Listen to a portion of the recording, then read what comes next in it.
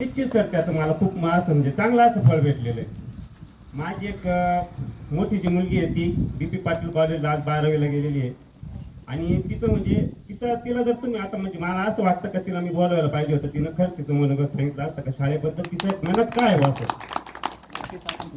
नक्कीच तिनं म्हणजे प्रयत्न केला असता, कारण म्हणजे ती नाही तिच्या नंतरची जी मुलगी आहे आता 9वीला गेली सर, ती पण म्हणजे या शाळेतूनच ती घडून पुढे गेली. सगळ्यात महत्वाचं असं का शिक्षणाबरोबर जे संस्कार आहेत त्यांच्यावर सर ते खूप चांगल्या पद्धतीने झालेले. नुसतं शिक्षणच नाही, पण त्यांची जी बोलण्याची किंवा कोणाशी कसं वागलं पाहिजे, बोललं पाहिजे, ही जी जाणीव आहे त्यांची या शाळेतून निर्माण झाली असं मला निश्चित वाटतं सर.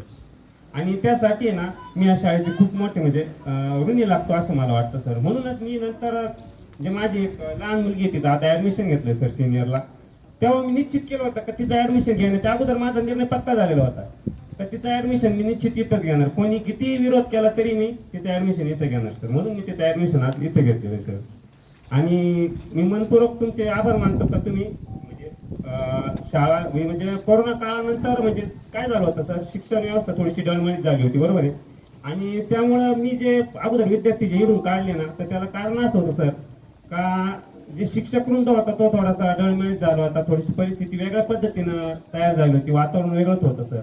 त्यामुळे मी विद्यार्थी काढले आणि माझ्या बरोबर सगळे दयानेते सगळे होते त्यांनी काय केला निर्णय घेतला का मी नाही राहिले म्हणून सगळे परत तिकडे निघून गेले. पण मी सर निश्चित प्रयत्न करेल का जे विद्यार्थी माझ्यामुळे बाहेर गेले ना तेव्हा त्याच्यापेक्षा जास्त विद्यार्थी मी निश्चित शाळेमध्ये परत पाठवण्याचा सर प्रयत्न करेल निश्चित. एवढे मी माझे 2 शब्द